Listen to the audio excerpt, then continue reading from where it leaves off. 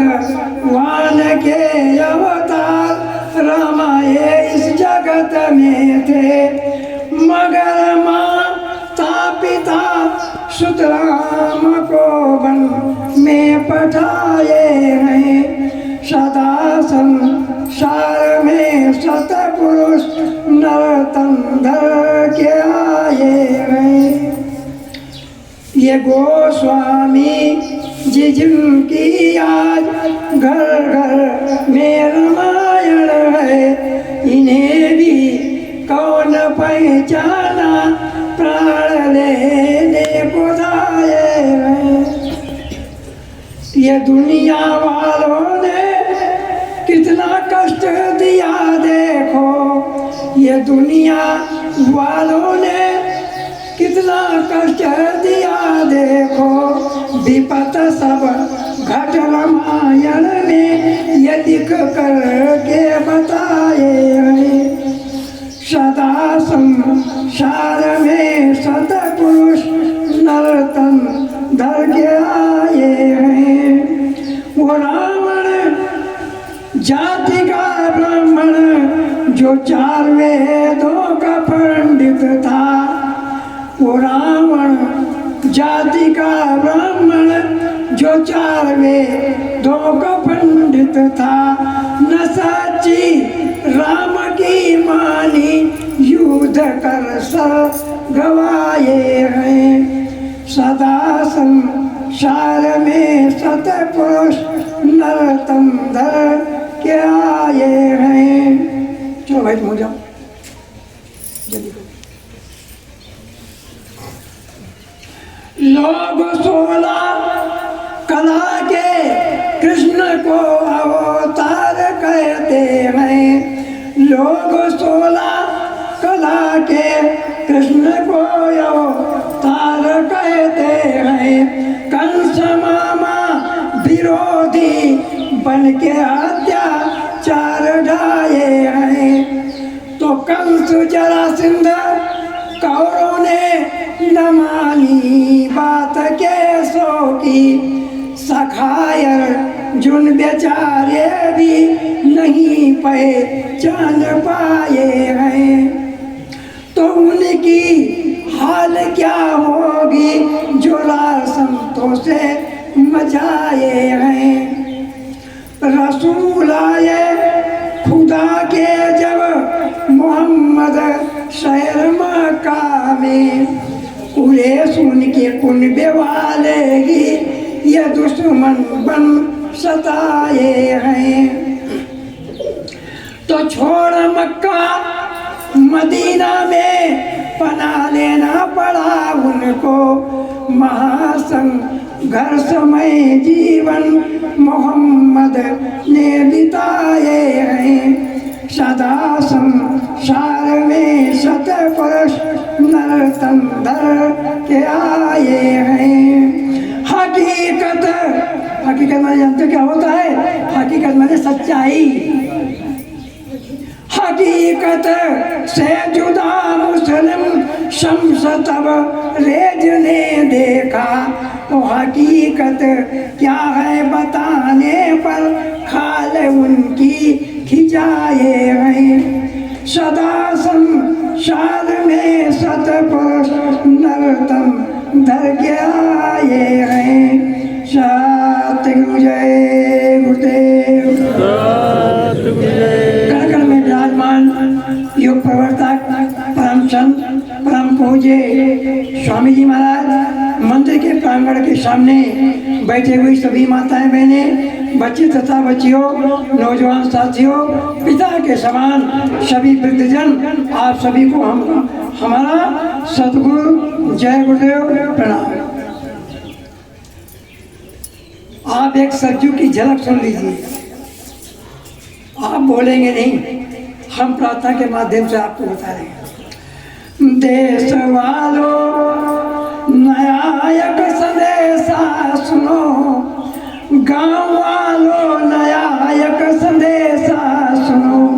इस धरा पर ही सतयुग उतर आएगा, है नहीं वक्त ज्यादा कुछ ही वर्षों में देश दुनिया का नक्शा बदल जाएगा। जय गुरुदेव की है ये पेशन हुई, सामने वक्त नाजुक बहुत आ रहा। जितने पापी अधर्मी इस दुनिया में है, उनका नामो निशान भी न रह जाएगा। करना क्या है? तुझे तो प्यारे सभी धर्म पर याद डटो, उस खुदा की नबी की इबादत करो, वरना सतयुग के आने के पहले से ही बच्चा तेरा कचूमर निकल जाएगा। भाई बहनों, नया एक संदेशा सुनो, इस धरा पर ही सतयुग उतर आएगा। है नहीं वक्त ज्यादा कुछ ही वर्षों में देश दुनिया का नक्शा बदल जाएगा। सतयुग क्या होगा आगे? तो सतयुग आने पर बीघे में नोट करो, क्योंकि तुम सतयुगी सिपाही हो। आप क्या बोलते हो? सतगुरु जय गुरुदेव। तो सतयुग आने पर बीघे में 100 मन मिले और कोई दुखी भी न रह जाएगा। सब में मानो सदाचार आ जाएगा, धर्म का राज्य भारत में छा जाएगा। भाई बहनों, नया एक संदेशा सुनो, इस धरा पर ही सतयुग उतर आएगा। होगा क्या कि 30-32 में सोना भी बिक जाएगा। इसमें क्या भाव है? हम पढ़े लिखे नहीं है भैया, पता कर लेना क्या भाव है। तो 30-32 में सोना भी बिक जाएगा, अरे चूड़ियों में भी हीरे जड़े जाएंगे। 30-32 में सोना भी बिक जाएगा, चूड़ियों में भी हीरे जड़े जाएंगे। दूध घी की सुधाधार बह जाएगी, ऐसा सुंदर सुगम वक्त आ जाएगा। भाई बहनों, नया एक संदेशा सुनो, इस धरा पर ही सतयुग उतर आएगा। तो ऐसे सतयुग के लाने की तैयारी में, ऐसे सतयुग के लाने की तैयारी में स्वामी साकेत महायज्ञ भी कर चुके, जिसमें 33 करोड़ देवता आए थे, उनके द्वारा अमन चैन आ जाएगा। देश वालों, नया एक संदेशा सुनो, इस धरा पर ही सतयुग उतर आएगा। सतगुरु जय गुरुदेव। प्रेमियों, ये अयोध्या और जनपद बाराबंकी की पावन भूमि है। सन 1986 में परम पूज्य सदगुरु दाता दयाल स्वामी जी महाराज अपना एक बहुत बड़ा काफला लेकर के आश्रम से आकर के और रामसरई घाट पर रुके, कल्याणी नदी के किनारे, जहाँ पर आप कल सब लोग माता कल्याणी के लिए दर्शन के लिए गए थे। वहीं पर आगे हाईवे पर आश्रम बना। स्वामी महाराज जब कभी बस्ती गोरखपुर गोंडा और गोरखपुर के लिए कार्यक्रम पर जाते तो आकर के रामसरई घाट विश्राम करते, फिर जाके कार्यक्रम करते, पुनः वापस आते और रामसरई घाट विश्राम करते। गुरु महाराज की असीम कृपा से हम लोगों को उनके दर्शन का, उनकी सेवा का सौभाग्य प्राप्त हुआ। तो 86 में जब काफला स्वामी महाराज का रुका 26 दिसंबर में, तो स्वामी महाराज ने एक प्रेमी से कहा कि बगल तालाब है, 50 डलिया पिलपिली मिट्टी यहाँ पर गिरवा दो। 50 डलिया मिट्टी वहाँ पर आ गई, रखी हुई है। प्रेमियों की समझ में बात नहीं आ रही है कि सितंबर मतलब ये कि दिसंबर का महीना है, हवा चल रही है, बदली छाई हुई है, कोयला पड़ रहा है, और स्वामी महाराज ने मिट्टी क्यों मंगवाई? जब 27 तारीख को काफला चलने को हुआ, स्वामी महाराज का आदेश हो गया, उठो उठो प्रेमियों, खड़े हो जाओ। सभी लोग भारत से जो भी प्रेमी आए थे, मोटरसाइकिल से, जीप से, कार से, ट्रक से, साइकिल वालों के लिए आदेश नहीं था। उनके लिए आदेश हुआ था कि आप सीधे यहाँ से अयोध्या चले जाओ। वो लोग अयोध्या चले गए। यहाँ पर स्वामी महाराज ने 2 बजे आदेश दे दिया कि सभी लोग जो भी हैं, नारियों के लिए आदेश नहीं था, बच्चों के लिए आदेश नहीं था। आदेश किस लिए था? जो लोग टाट पहने थे उनके सारे के सारे कपड़े उतरवा दिए गए। केवल लंगोटी जो लगी है वही लगी थी, बाकी सारे कपड़े बंधवा करके या तो पीछे और या तो गाड़ी में स्वामी महाराज ने डलवा दिया।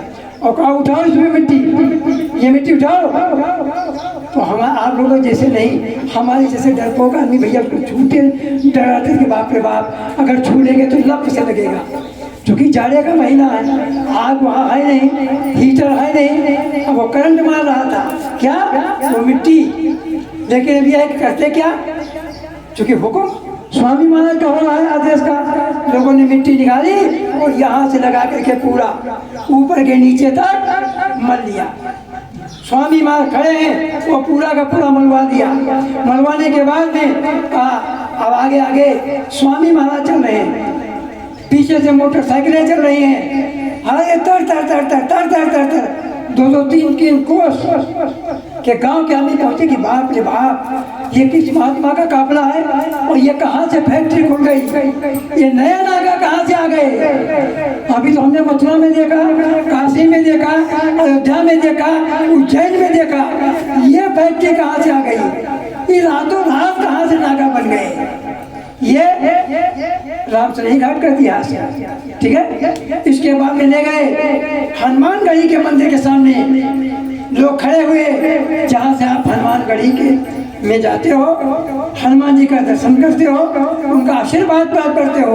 लेकिन काफला यात्रियों ने, जिन लोगों ने लंगोटी लगाई थी, उन लोगों ने 5 फूल उठाया। वो हनुमानगढ़ी वो पीछे सामने खड़ी बनी है, नीचे सीढ़ी है, 5 फूल उठा करके हनुमान जी की सीढ़ी पर यानी उनके चरणों में रखा गया और उनसे प्रतिज्ञा की गई कि हे हनुमान जी, त्रेता का अधूरा काम जो आप पर रह गया है, जब तक पूरा नहीं हो जाएगा हम लौट के आपके दर्शन के लिए नहीं आएंगे। बोलो कोई आपने किसी तारधारी ने, किसी कपड़ाधारी ने आपको बताया? क्यों बोलो? कहा था हाँ भैया बताएंगे। पीछे से आवाज आ रही है, हाँ भैया बताएंगे। अरे आपको किसी ने बताया? नहीं बताया, हम आपको बता रहे हैं। हम उस काफले में गए थे, हम अयोध्या तो गए लेकिन हनुमानगढ़ी नहीं गए। क्यों? हमने प्रतिज्ञा किया है कि उनका अभी अधूरा काम बाकी है। अब आप पूछते होंगे ये त्रेता का, क्योंकि द्वापर निकल गया, कलयुग का भी काफी समय निकल गया, क्या समय पर कौन सी ऐसी बात बाकी है, कौन से अधूरा काम अभी हनुमान जी का बाकी है, वो आप जानते हैं। स्वामी महाराज प्रतिज्ञा इन्होंने करवाई, हमने किया। हाँ ये बात जरूर है कि हम लोगों ने स्वामी महाराज से नहीं पूछा भाई कि भाई क्या क्या काम उनका बाकी है, जो काम बाकी होगा वही कराएंगे। इसके बाद वहाँ से काफला अब पहुँचा सरजू नदी के किनारे पर, जहाँ पर दूरदर्शी का राष्ट्रीय अधिवेशन हो रहा था। वहाँ पर अब चलने की तैयारी हो रही है काफले की। 29 तारीख को सुबह और 28 तारीख में स्वामी महाराज क्या बोल रहे हैं, वहाँ एक बहुत बड़ा मंच लगा है, बहुत बड़ा मंच उत्तर से दक्षिण को लगा हुआ है। स्वामी महाराज के सामने तमाम फूल रखे हुए हैं, स्वामी महाराज खड़े हुए हैं, सारी जनता जो है वो बैठी हुई है, जय जयकार कर रही है। स्वामी महाराज ने कहा कि देखो बच्चों, मेरी बात को बड़े ध्यान से सुनो। स्वामी महाराज बोल रहे हैं कि देखो ये देवता बैठे हुए हैं, ये देवता बैठे हुए हैं। कहाँ? मंच पर फूलों के बीच में। स्वामी महाराज ने कहा ये देवता बैठे हुए हैं, जिन्होंने आदेश किया है आप आपके लिए कि जिस भी वाहन से आप चल रहे हो, cycle, motorcycle, jeep, car, Bolero, truck, जो भी गाड़ियाँ हैं, इनको सबको साफ करते रहना, यानी गर्दा उस पर न पड़े। सुबह चले तो शाम को उसको पोंछ दिया, सुबह चल रहे हो फिर भी हाथ मार दीजिए। फिर स्वामी माँ ने कान लगा करके गमले में कहा कि देखो ये देवता बोल रहे, ये देवता बोल रहे हैं कि हर एक गाड़ी पर एक एक देवता बैठा हुआ है। अब आप लोग समझेंगे कि बाप रे बाप, करोड़ों आदमी चल रहे थे और देवता भैया यक्के भवानी यक्के है नहीं, संत मत में है 33 करोड़ देवता है। कितने? 33 करोड़। 9 करोड़ दुर्गा और 10 करोड़ शंभू। 9 करोड़ दुर्गा और 10 करोड़ शंभू है, ये उसमें आया है, संत मत में लिखा है। तो स्वामी माँ ने कहा एक एक देवता हर गाड़ी पर बैठा हुआ है। साथ ही साथ फिर स्वामी माँ ने हुक्म किया कि ये देवता बोल रहे हैं कि हम आपको 8 सिद्धि 9 निधि दे रहे हैं, और बच्चों काफले में लुटाते हुए चलना, फेंकते हुए चलना, देते हुए चलना, अपने पास मत रखना। यानी कोई दुखिया आ जाए, भूखा आ जाए, नंगा आ जाए, फरियादी आ जाए, कोई भी आ जाए, जो कुछ मांगे ये लो जाओ, ये लो जाओ, ये लो जाओ, यानी अपनी झोली से लुटाते हुए चलना। धन्य है परम पूज्य स्वामी जी महाराज। आए माताओं बहनों, एक बार त्रेता में जब हमारे हनुमान जी माता सीता का पता लगाने के लिए प्रभु राम के आदेश से लंका गए थे, उस समय माता सीता जब उनके सेवा से प्रसन्न हो गई, तब उन्होंने क्या कहा कि अष्ट सिद्धि नवनिधि के दाता, असबर दीन जानकी माता। जानकी माने माता सीता ने 8 सिद्धि नवनिधि किसको दिया था? हनुमान जी को। आज हमारे दादा दयाल, हमारे सदगुरु जो भी काफले में चल रहे थे, माताएं बहने, बच्चे तथा बच्चियों, उनको सबको लुटा दिया और कहा सबको लुटाते हुए चलना। जो कुछ मांगे कोई तो ना मत करना, कह देना यो बस हाँ ठीक है, लेकिन ये बुद्धि से विचार कर लेना कि ये सही मांग रहा है कि गलत। इसके बाद में वो काफला जो है अब टर्न कर गया, मुड़ गया, किधर के लिए? बहराइच के लिए। बहराइच के लिए मुड़ गया, पूरब नहीं गया, पश्चिम में। इसी में मुसलमान भाइयों के यहाँ जो हदीस है, कुरान शरीफ है, उसमें लिखा हुआ है कि 14वीं सदी के अंत में एक सफेद पोश फकीर जब काफला लेकर पूरब से पश्चिम को जाएगा, कब? कहरे दरिया को पार करता हुआ। कहरे दरिया किसको कहते हैं? घाघरा को। घाघरा को, चूंकि सरजू जी का तो घाघरा का संगम यहीं पास में है, सुजागढ़ के बगल में। ये दोनों नदियां मिल जाती हैं, लेकिन यहाँ कहते हैं कि उत्तर दिश सरजू जान बाय पावन अवधपुरी मम पूरी सुहावन। यहाँ सरजू है कुछ समय तक, लेकिन आगे इसका नाम घाघरा है। घाघरा तूफानी नदी कहलाती है। तो कुरान शरीफ में मुसलमान भाइयों के यहाँ ये उल्लेख आया है, ये जिक्र आया है किसका? हुजूर साहब का। उन्होंने लिखा है कि 14वीं सदी का जब अंत करीब होगा तो एक सफेद पोश फकीर एक बहुत बड़े काफले के साथ कहरे दरिया को पार करता हुआ जब पूरब से पश्चिम को जाएगा, आए मुसलमानों तुम समझ लेना कि कयामत के दिन करीब आ रहे। अब मुसलमान किसको कहते हैं? शरीर कटा देना ये मुसलमान नहीं। मुसलमान उसको कहते हैं जिसके पास मुसल्लम ईमान हो, यानी पूरा का पूरा ईमान रखता हो, उसको मुसलमान कहते हैं। हिंदू किसको कहते हैं? सत्य, अहिंसा, प्रेम, दया, सेवा, आदर, संयम, अहिंसा परमो धर्मा, जो किसी जीव की हत्या ना करता हो वो हिंदू कहलाता है। ये स्वामी महाराज के वचन है। ये काफला पूरा भ्रमण करता हुआ और आपके मंडी डाबरी, फतेहाबाद, फतेहाबाद, रावतसर, सुजानगढ़, सीकर होता हुआ आगे पहुंचा जयपुर। जयपुर में स्वामी महाराज का कार्यक्रम था, एक दिन का पड़ाव था। इसके बाद में स्वामी महाराज जयपुर से आगे के लिए जब प्रस्थान करे, अब आगे गुजरात आने वाला है, मध्य प्रदेश आने वाला है, तो वहाँ वासद नदी पड़ती है बड़ौदा के पास। ध्यान सुनाए, हम भाई ज़्यादा घूमे में तो है नहीं, पढ़े लिखे भी नहीं, सुना है कि कोई वासद नदी है और वासद नदी बड़ौदा किनारे है, समझे। वहाँ पर सांपों का जंगल था। किसका जंगल था? सांपों का, सर्पों का, नागों का। तो वहाँ के गाँववासी जो लोग ये रहते थे वो कहते थे कि पता नहीं कहाँ का बाबा आ गया है, करोड़ों लोगों को लाया है, बच्चों को लाया है, और जितने भी लोग आ चुके हैं और कोई बच करके अब जाएगा नहीं, चूंकि सबको सांप काट लेगा। स्वामी आज शाम को काफिला रुका। सुबह स्वामी का महाराज का आदेश हो गया, सूरज निकलते निकल उठो उठो बच्चों उठो। बहन जी पानी बरस चुका था, आदेश हो गया उठो बच्चों चो चो चो। जो जैसे था वैसे निकल गया और कहा लगा उसके 4 चक्कर, उस मैदान के 4 चक्कर स्वामी मान लगा दिया।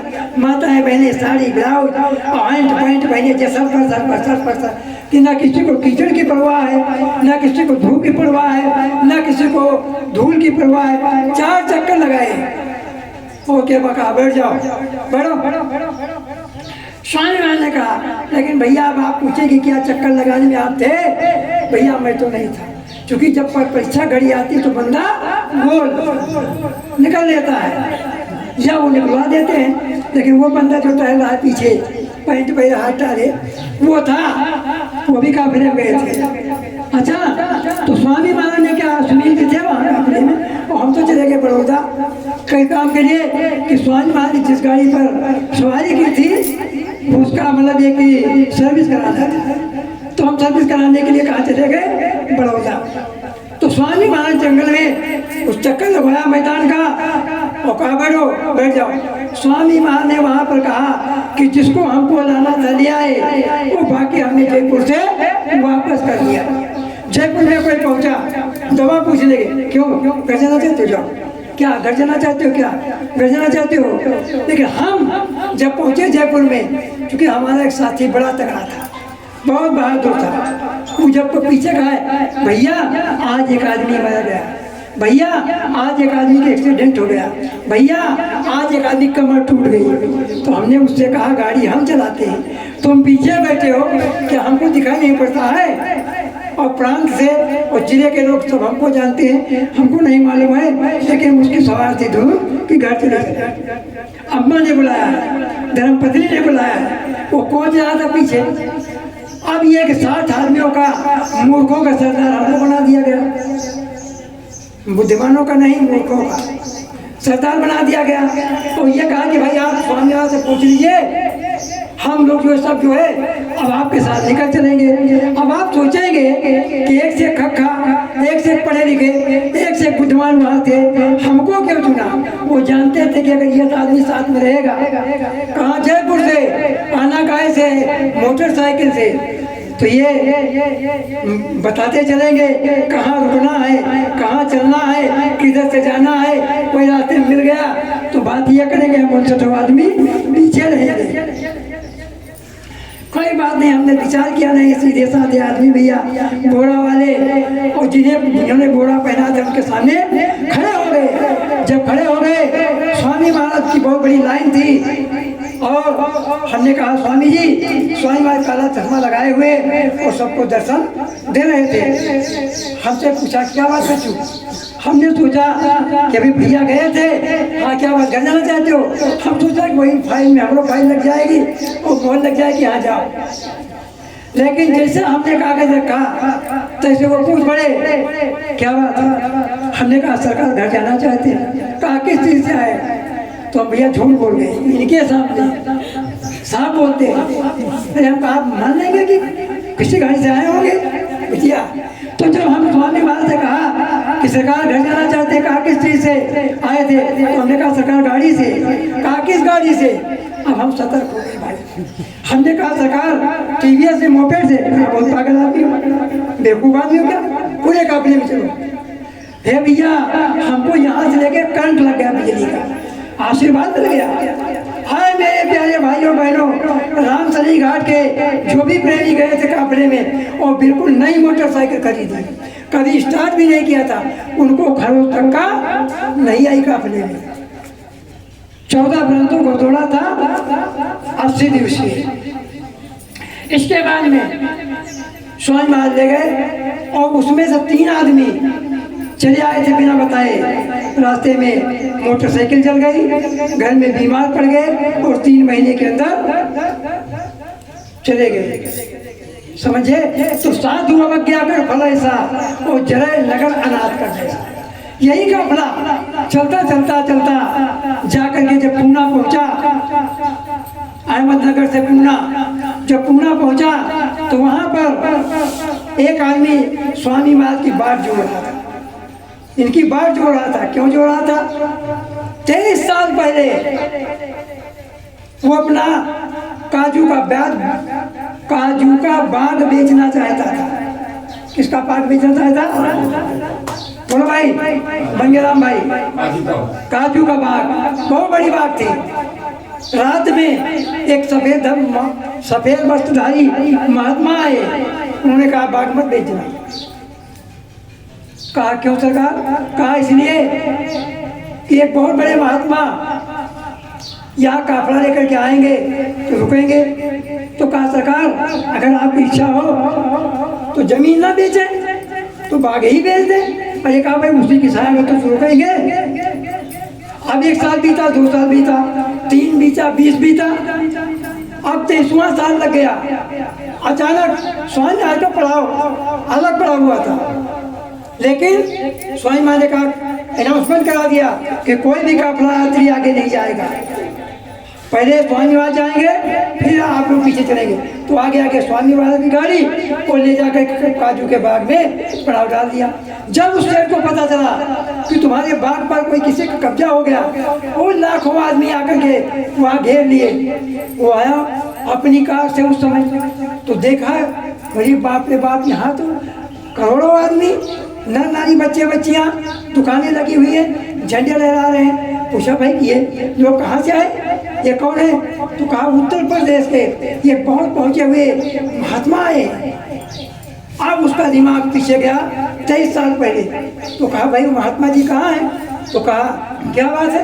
कहा दर्शन करना चाहते हैं। ये बात मेरी है। तो लोगों के अंदर बड़ा उत्साह हुआ कि प्रेम हुआ कि धन्य भाग है ये प्रेमी, जिसकी भाग में स्वामी महाराज आज जो है वो विश्राम करने जा रहे हैं। ले गए स्वामी महाराज को देख करके वो पैरों पर गिर पड़ा। कहा मालिक हम 23 साल से आपका इंतजार कर रहे हैं। 23 साल पहले आपने हमको स्वप्न दिया था कि अपनी बाग को मत बेचना, और जो है इसमें एक महात्मा जी आएंगे काफले के साथ। इसके बाद प्रेमियों काफला चलता रहा। जब धनबाद से लेकर के झड़िया से धनबाद, जहाँ कोयले की खान है, वहाँ से जब हम लोग चले बांकुड़ा होते हुए, तो बांकुड़ा में एक घटना घटी हमारे प्रेमियों के साथ। ध्यान से सुनिएगा। सतगुरु जय गुरुदेव।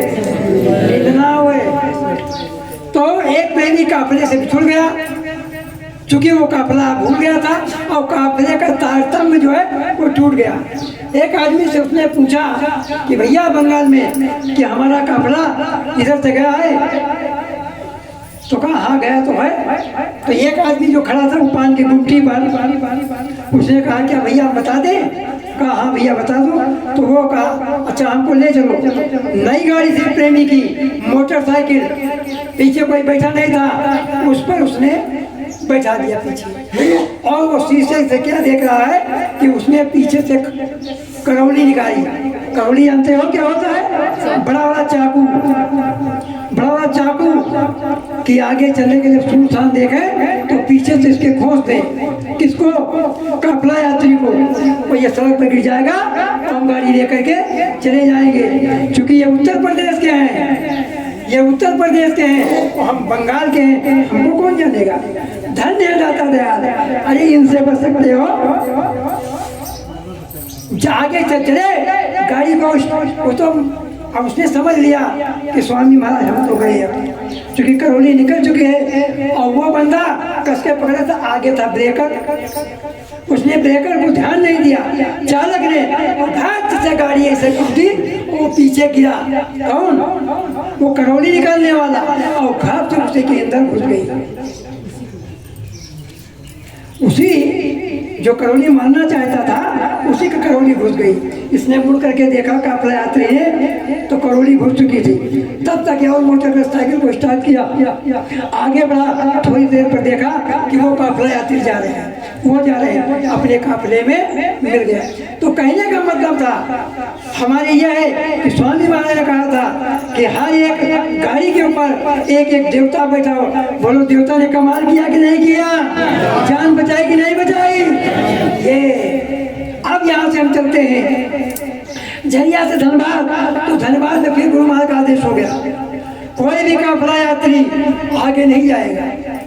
पड़ाव निश्चित है लेकिन कोई जाएगा नहीं। स्वामी महाराज की गाड़ी आगे बढ़ी। बियाबान जंगल में एक आश्रम बना हुआ है, कभी मौका मिलेगा सरकार आएंगे और ले जाएंगे तो जाना। तो वहाँ सूरज कुंड पड़ता है सासाराम से पहले। सासाराम से पहले बिहार में सूरज कुंड पड़ता है, पानी बहुत दूर से आता है, लेकिन अगर आप चावल डाल दीजिए तो 5 मिनट के बाद वो चावल आपको पका हुआ मिलेगा। एक महात्मा जी थे वहाँ पर सूरज कुंड में, तो महात्मा जी का जाने का समय हो गया। अब उनका जाने का समय है तो उनके जो शिष्य थे तो अपने शिष्य से कहा कि देखो तुम इस कुटी को छोड़ के जाना मत, यहाँ पर मुख्तारों के मुख्तार एक बहुत बड़े काफिले के साथ आएंगे और रात्रि विश्राम करेंगे, ठीक है? इसके बाद में वो तो चले गए। समय बीतता गया, समय बीतता गया, समय बीतता गया, समय बीतता गया। ये भी काफी बुढ़े हो गए। अब इन्होंने बोलना बंद कर दिया। कोई भी बात होती तो इशारे में कहते प्रेमियों से, वो इशारे में लिख करके बता देते। जब स्वामी महाराज का काफिला झरिया में था, यानी पश्चिम बंगाल में, तो महात्मा जी को सूरज कुंड में स्वप्न हो गया। हेलो, तुम्हारी बगल में कौन बैठा भाई? तो भाई नीचे क्यों देखते हो?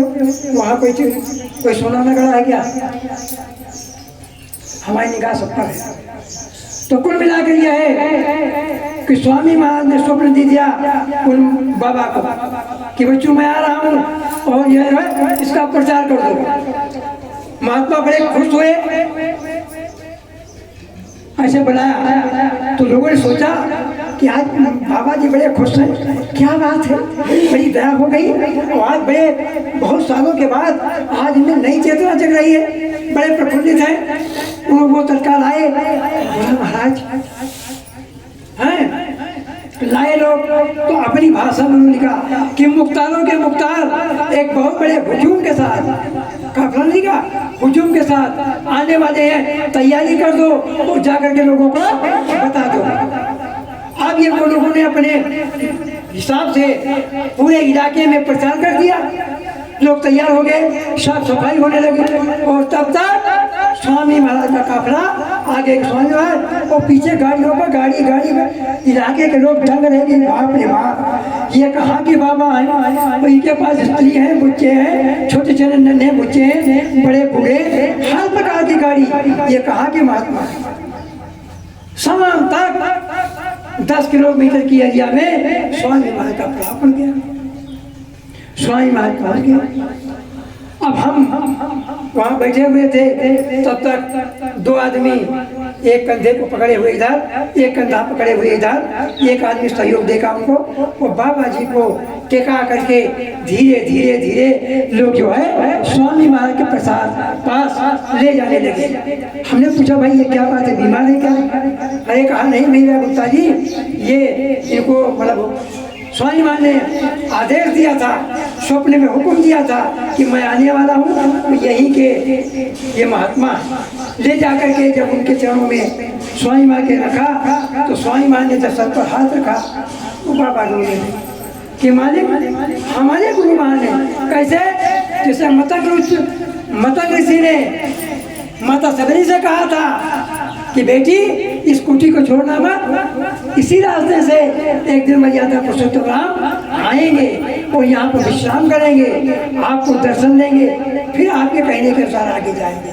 ठीक है प्रेमियों, इस प्रकार से महात्मा जी को स्वामी महाराज ने दर्शन दिया, उनको आशीर्वाद दिया और उसके बाद में काफला फिर कहाँ पर आया। ध्यान दीजिए, ज़्यादा समय नहीं लेंगे क्योंकि भंडारी भी बेचारे परेशान हैं और खाने वाले भी परेशान हैं, जाने वाले भी सोच रहे हैं कि बड़ा लंबा खींच दिया भाई। अब यहाँ पर शाहजहां से काफला कहाँ आया, बनारस। अब हम नहीं जाए, कटेसर रहती है भैया, ये कौन रहती है हमका नहीं माने। ठीक है, वहाँ पर आया तो हमारे यहाँ के प्रेमी था, वो 4 पड़ाव से 6 पड़ाव से भोजन देना उसने बंद कर दिया था। क्योंकि जब सवाई माधोपुर में कनात तोड़ डाली गई, भंडारा नष्ट हो गया, व्यवस्था अस्त व्यस्त हो गई, तो एक तिवारी जी थे, स्वामी माँ नाम भूल रहे समय, स्वामी माँ के पास गया, कहा सरकार वो सब पंडाल तो डाला लोगों ने, कहा भूखों मार डालो, जहर दे दो, वो साइकिल चलाएंगे तो खाना नहीं खाएंगे, भूखों मरेंगे। तो कहा सरकार कैसे व्यवस्था करें, कैसे कह चुके हो, क्योंकि 24 घंटे में एक बार भोजन मिलता था, दोबारा भोजन नहीं मिलता था, तो 100 किलोमीटर चलना है आपको अनजान रास्ते पर। तो कहा मालिक फिर क्या करें, आप काउंटर व्यवस्था किया, लाइन लगा के लोग आए, वो भोजन लेते जाएं, वो चलते जाएं, वो अपने अपने मतलब डेरे पर लोग भोजन करें। इसके बाद में स्वामी महाराज जब या तो वो बंदा भोजन बांट रहा था, किसी लोगों ने उनको टोक दिया कि क्यों भाई तुम बहुत चालाक आदमी हो, बहुत होशियार हो, बहुत बेवकूफ़ हो। कहीं क्यों, कहीं तुम अपने लोगों को जान जान करके वो रोटी और सब्जी वो खटा खटाली पढ़ा देते हो और दूसरे लोग खड़े रह जाते हैं।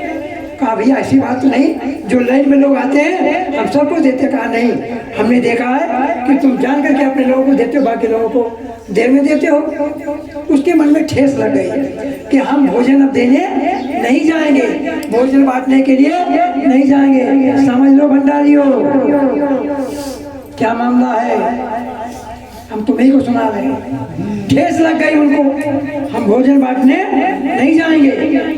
भोजन बनाता कोई दूसरा, उनको केवल बांटता था, अंदर से निकाल के देना खटाखट। 8-10 काउंटर लगे हुए थे, जहाँ करोड़ों की भीड़ हो वहाँ एक काउंटर से काम चलेगा नहीं चलेगा। तो अब आ गया काफला गंगा की रेती पर, शाम हो रही थी, सूरज ढल रहा था। एक आदमी अचानक आया, कहा क्यों भाई हम देख रहे हैं कि 4 पड़ाव से तुम भोजन बांटने के लिए नहीं गए। कहा नहीं गए। कहा क्यों नहीं गए। कहा हमारा मन। कहा तुम्हारा मन को है कि गुरु महाराज का आदेश है। तो कहा जो भी समझो बढ़ गया। इसके बाद में उसने कहा कि भाई क्या बात है। कहा भाई हम कहा जब रोटी बांटने जाते थे तो लोगों ने हमसे कहा कि तुम अपने जिले वालों को देते हो जान जान करके और दूसरे जिलों के लोगों को भोजन नहीं देते हो। कहा ऐसा नहीं, हम तो सबको देते हैं। तो कहा क्या फिर आप चलोगे। कहा नहीं जाएंगे। कहा अगर नहीं जाओगे तो क्या भोजन नहीं बटेगा। कहना हम नहीं जाते। कहा कोई बात नहीं, नहीं जाओगे तब भी बटेगा और जाओगे तब भी बटेगा, लेकिन भोजन आपको बांटना चाहिए क्योंकि आपका काम है। अगर आपको जिम्मेदारी स्वामी महाराज ने दिया है कि हर कार्यक्रम में आपको पहुंचना है, भंडारा चलाना है, तो आपको आना चाहिए। क्यों नहीं कहा बताइए भैया ये तुम दर्द हो ला गैस बन गए। सतगुरु जय गुरुदेव। हुआ क्या, अब वो बंदा कह के तो आगे बढ़ा इधर दक्षिण की तरफ। ये सोच रहा है कि किस खोपड़ी खराब हो गई कि हमने किसी से कुछ कहा नहीं। ये कौन था जो हमसे पूछ रहा है तुम खाना बांटने के लिए नहीं गए, तुम खाना बांटने के लिए नहीं जाओगे, खाना नहीं बचेगा। यह है कौन। और हमने किसी से बताया नहीं, ना अपने जिले वालों से और न दूसरे, यानी मन ही की बात रही। तो वो आ गया। अब सूरज ढल रहा है, नहा से चल रही है। कहाँ काशी में गंगा के किनारे, गंगा की रेती पर लोग नहा भी रहे और जा भी रहे। वो लोग आचमन कर रहे हैं और गंगा में जा रहे हैं, जा भी रहे हैं। पड़ाव की तरफ ये आदमी आगे बढ़ा तेजी से, तो क्या देखता है कि बाल उनके यहाँ तक, बाल नीचे तक, गोड़ पीछे का, मुंह आगे का। बाप रे बाप, ये तो भूत हुआ है, तो भूत है। हाय का उनका दिमाग सन हो गया, उसका दिमाग सन हो गया। इसका राज कब खुला, इसका राज कब खुला? स्वामी महाराज जब 1987 में काफले का समापन किया, कहाँ? इलाहाबाद में। जब इलाहाबाद में समापन कर दिया, 8 सिद्धि 9 निधि ले लिया, वो एक सिद्धि को छोड़ दिया। समापन के बाद जब स्वामी महाराज अब गुरु पूर्णिमा का कार्यक्रम बस्ती होने जा रहा है रामापुर माफी में, ठीक है, ये हमारी बहन जी बैठी है बस्ती की, लेकिन कपो नहीं बुलाएंगे भैया हमारे क्या आए गिलास पानी के लिए, और वहीं कहीं हम लोग जाते हैं बस्ती। जब ये भैया हमारे बैठे राम सागर भाई, हेलो सतगुरु जय गुरुदेव। तो स्वामी महाराज जब काफला ले, अब स्वामी महाराज काफले का समापन 87 में कर दिया, ठीक है ना। मार्च में 15 मार्च 1987, अब जुलाई का कार्यक्रम आ गया है गुरु पूर्णिमा का।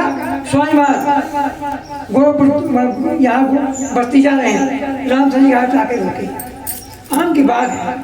तो आम की बाग में जो स्वामी महाराज रुके, तो स्वामी महाराज ने कहा बच्चों, जो ये 86 वाला काफला भी निकला, जिसका समापन 15 मार्च 87 को हुआ, बाबा जी समझ रहे हो? बाबा बोलते नहीं।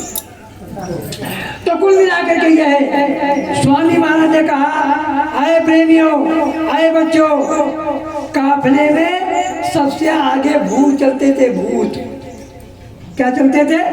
भूत। ये स्वामी महाराज ने कहा। अब हम लोग शांत होकर चुप रह चुके, हमारी तहसील है, हम तो वहाँ रहते थे। तो स्वामी महाराज ने कहा कि 4-5 लोग मोटरसाइकिल वाले जो मोटरसाइकिल चलाते हैं बड़े चंट और चालाक होते हैं। उन्होंने सोचा जैसे देवेंद्र सुरेंद्र इतने के लोग बड़े चालाक भैया, ये सोचे इलाहाबाद का अपनावा सबसे पहले हम पहुँचे, क्या ये चीफ ट्रक वाले फेल हो जाए हमेशा में। वो रात का 3 बजे 3 बजे दबा दिए अगले पड़ाव के लिए 100 किलोमीटर। जो हुआ सवेरे पहुँचे तो 4-5 आदमी, 6 आदमी झंडा लगाए पेड़ के नीचे बैठे बात कर रहे हैं। लोग सोचते कहाँ बात है हो, ये हमारे क्या पड़ोसी वही है, कहे ये गांव वाले, ये व्यवस्था देखने वाले लोग आएंगे। तो कहीं चलो पूछा तो जाए कि कौन गांव है, कौन जिला है, कहाँ नाम है, कहाँ राहत है, शायद कुछ पेट पूजा व्यवस्था बन जाए, इनके क्या चला जाए। अरे भाई स्वास्थ्य लाभ करें सब प्रीति सुंदर का मुनका यहाँ रही थी है। तो जब उनसे पूछा, कहा भाई आप काफले में जो पड़ाव से कब चले थे? कहा उसने सोचा कि ऐसा है। दूसरे से पूछा, भाई काफले में पड़ाव से कब जल्दी चल पड़े? बड़ी जल्दी चल पड़े कि तुम्हारा ये गाँव का संस्कृत से पूछा, वो भी हु कर दिया। तो उसने सूत्र उठाया, उसने अपने साथी को भेजा कि हो सकता हमारी भाषा इनकी समझ में ना आती हो, तुम जाओ भाई। उसने बताया नहीं कुछ, काम से बात नहीं हुई। वो चारों के चारों लोग गए, जवाब क्या मिला? हु। ये किसने कहा? आपने। ये वो जो बैठे हुए हैं, स्वयं मैंने कहा कि वो भूत बोले हु। तो बच्चों तो बेचारे समझ रहे। तो पड़ाव काफले में सबसे पहले आगे जो चलते थे वो व्यवस्था देखते थे, वो भूत चलते थे। तब हमको सतीश की बात याद आई, वहाँ वाली कटे से रेती वाली। उस भूत ने कहा था कि मतलब एक व्यवस्था हम देखते हैं, इसलिए कभी भी सोच कर मत करना कि अगर हम बड़ेला नहीं जाएंगे, स्वामी माँ का काम नहीं करेंगे, तो काम में स्वामी माँ ने कह रखा है कि अगर तुम नहीं काम करोगे तो मैं भूतों से काम ले लूंगा और रात के 12 बजे तुमको भूत उठा के ले जाएंगे।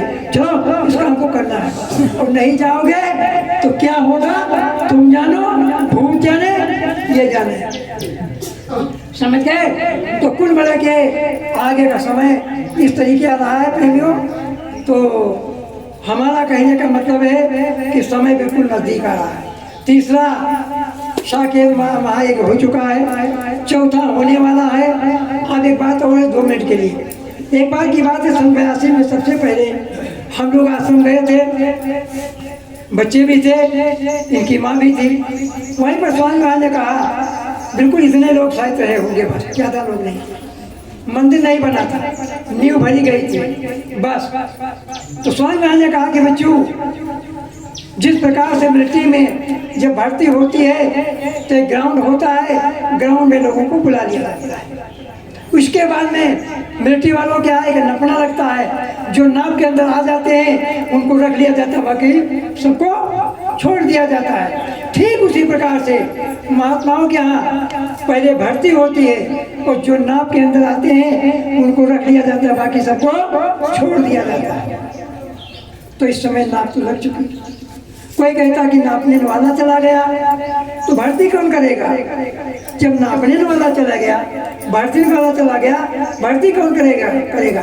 कहने का मतलब है कि कुछ लोग तो कहते स्वामी महाराज चले गए, कुछ कहते हम ही हैं, कोई मतलब नहीं।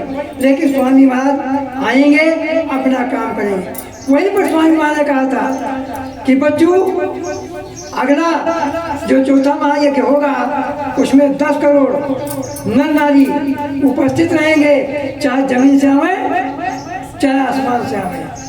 तो हम आपसे कहना चाहते हैं, आपको ये सोचना चाहिए कि जब 10 करोड़ नर नारी स्वामी महाराज कह रहे हैं कि चाहे जमीन से आवे चाहे आसमान से आवे, तो आपको भी चाहे जमीन से और चाहे आसमान से आना पड़ेगा। बोलो पड़ेगा कि नहीं पड़ेगा? देहाती भाषा में सुन लीजिए। क्या बात भाई? प्रणाम करने आई? आई प्रणाम करने आई, लेकिन उसको मत्था टेकना चाहिए पैर में। सतगुरु जय गुरुदेव। प्रेमियों, हमारी माँ, आपकी माँ, इस संसार की माँ माता सीता बोलो पृथ्वी से पैदा हुई कि नहीं हुई? पैदा हुई कि नहीं हुई है? नंबर 2, भीष्म पितामह की माँ हस्तिनापुर के महाराजा शांतनु की धर्मपत्नी माता गंगा, गंगा से प्रकट हुई कि नहीं प्रकट हुई? बोलो का नहीं प्रकट हुई। आपने देखा नहीं देखा टीवी में? और विश्व धनुर्धर अर्जुन की धर्मपत्नी द्रौपदी अग्नि से प्रकट हुई कि नहीं प्रकट हुई है? हुई है ना? और भक्त प्रहलाद के भगवान खंभे से प्रकट हुए कि नहीं प्रकट हुए? तो जब उनके भगवान खंभे से प्रकट हो सकते हैं तो हमारे स्वामी महाराज क्या जमीन और आसमान से नहीं प्रकट हो सकते हैं? हो सकते हैं। तो कहने का मतलब है कभी भी आपका मन डगमग नहीं होना चाहिए। ठीक है? अब प्रार्थना करो, साथ में समापन है। सत्य गुरु जय। मेरे प्यारे गुरु दाता मंगता द्वारे कड़ा, मेरे प्यारे गुरु दाता मंगता द्वारे कड़ा, मेरे प्यारे गुरु दाता मंगता द्वारे कड़ा, मेरे प्यारे गुरु दाता मंगता द्वारे कड़ा।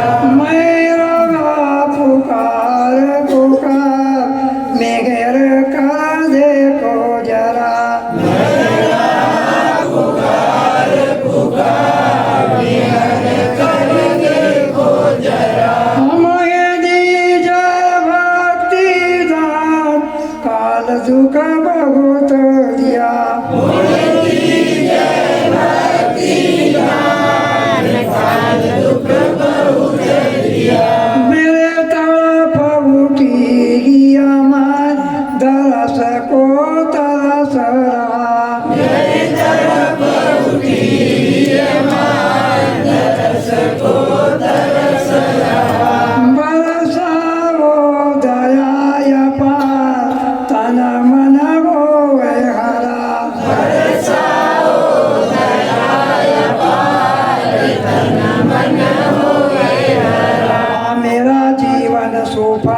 हुए जाए तुम गुण गाओ सदा। मेरा जीवन सुफल होए जाए तुम गुण गाऊं सदा। मेरा जीवन सुफल हुए जाए तुम गुण गाओ सदा। मेरा जीवन सुफल होए जाए तुम गुण गाऊं सदा। सतगुरु जय।